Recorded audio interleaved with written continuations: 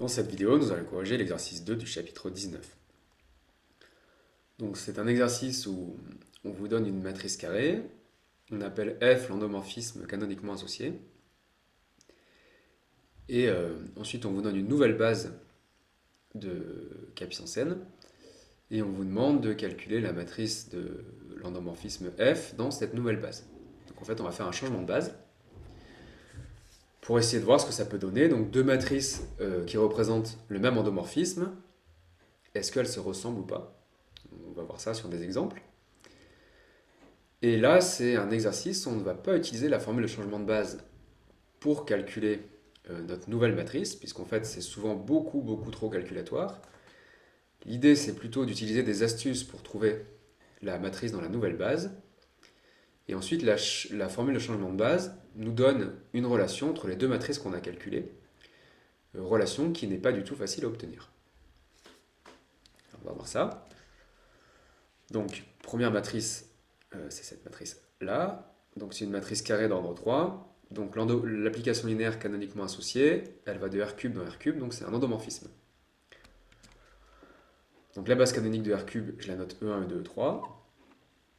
F, l'endomorphisme de R³ canoniquement associé, à la matrice A de l'énoncé. C'est-à-dire que A, c'est la matrice de F par rapport à la base canonique au départ et à l'arrivée. Donc là, je vous ai tout rappelé, c'est des choses qu'on ne va pas rappeler à chaque fois, mais qui doivent se dérouler dans votre tête. Si par exemple, vous n'arrivez pas à voir ce que c'est f, on peut essayer d'écrire l'expression analytique de f. Donc je vous rappelle comment on fait. Si on prend U, un vecteur quelconque de R³ de composante x, y, z, et bien dans la base canonique, ses coordonnées, c'est x, y, z. Donc sa matrice dans la base canonique, c'est x, y, z. Et donc on a démontré que la matrice du vecteur f de u dans la base canonique, c'est A fois cette matrice colonne, donc ça fait ceci. Et toujours comme je suis dans la base canonique, les coordonnées sont les composantes. Donc f de x, y, z, c'est ceci. Donc là, peut-être que ça vous parle un peu plus comme ça. Voilà l'expression analytique de mon endomorphisme. Donc là, je sais calculer l'image de n'importe quel vecteur. Donc de tête, vous voyez qu'il suffit de multiplier A par x, y, z en colonne pour trouver ça, en faisant bien attention qu'il faut être dans la base canonique pour identifier composantes et coordonnées. Alors ensuite, donc on vous donne trois vecteurs, on veut montrer que c'est une base de R³. Donc là, j'utilise la méthode qu'on a apprise dans ce chapitre, c'est d'utiliser le rang. Donc je représente mes vecteurs par une matrice dans la base canonique. Le rang de cette matrice, c'est 3. Donc ma matrice est inversible, et donc ma famille de vecteurs est une base de R³. Donc maintenant, je veux calculer la matrice de f dans cette nouvelle base.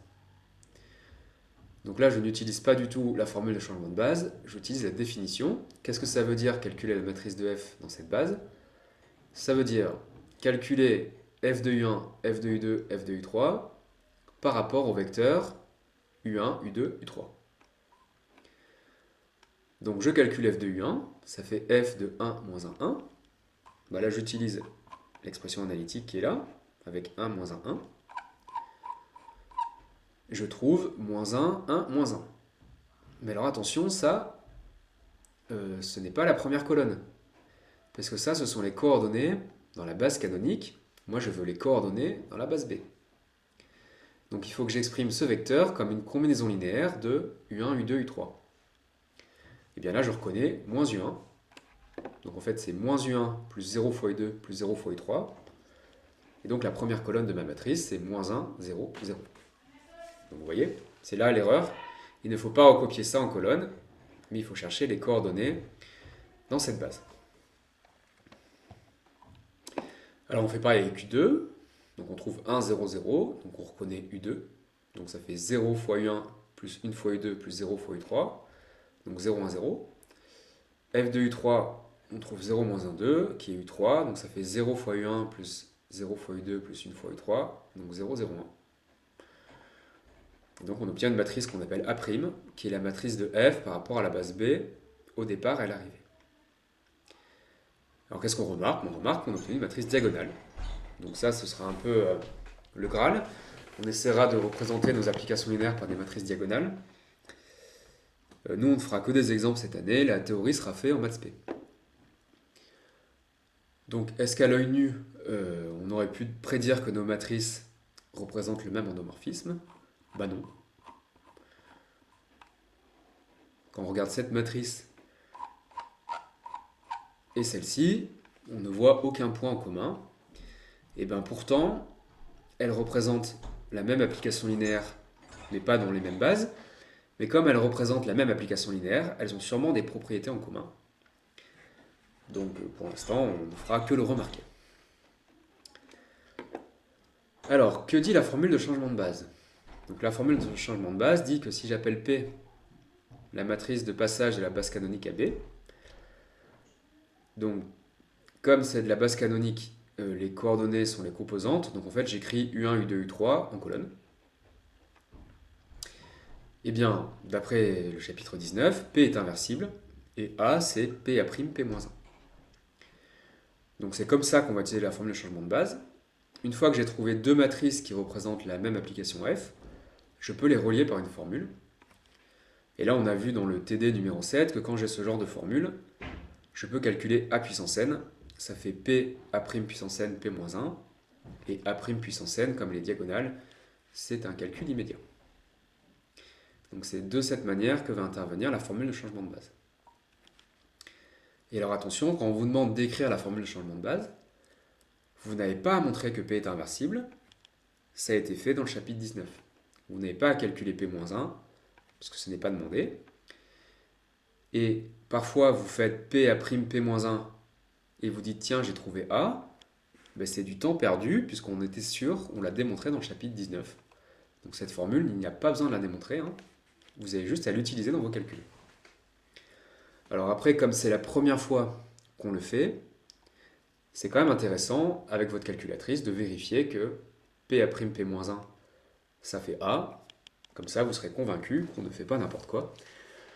Mais c'est la seule fois où vous le vérifiez. Ensuite, vous êtes sûr que ça va marcher dans tous les cas. Donc après, on vous propose un deuxième exemple, donc une autre matrice, et un autre exemple avec 3 vecteurs. Donc rapidement, en multipliant par x, y, z en colonne, vous trouvez l'expression analytique de l'endomorphisme. Pour montrer que vos 3 vecteurs forment une base, vous utilisez un calcul de rang.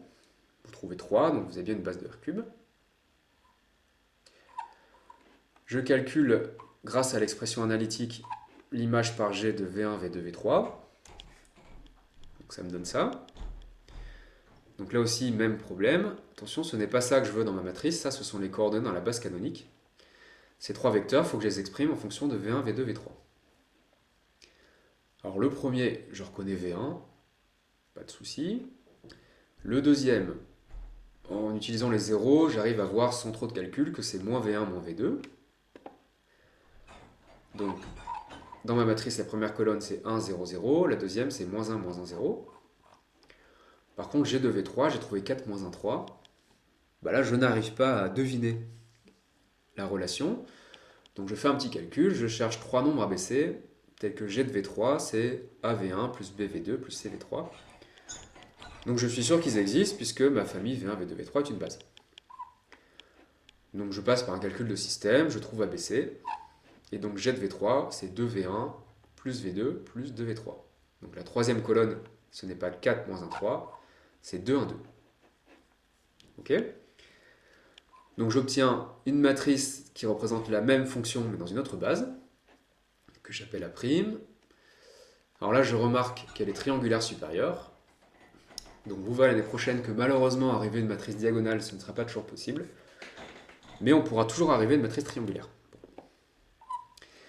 Et la formule de changement de base, c'est pareil. Donc d'après le cours, la matrice qui permet de passer de la base canonique à B est inversible. Et A, c'est P', P-1.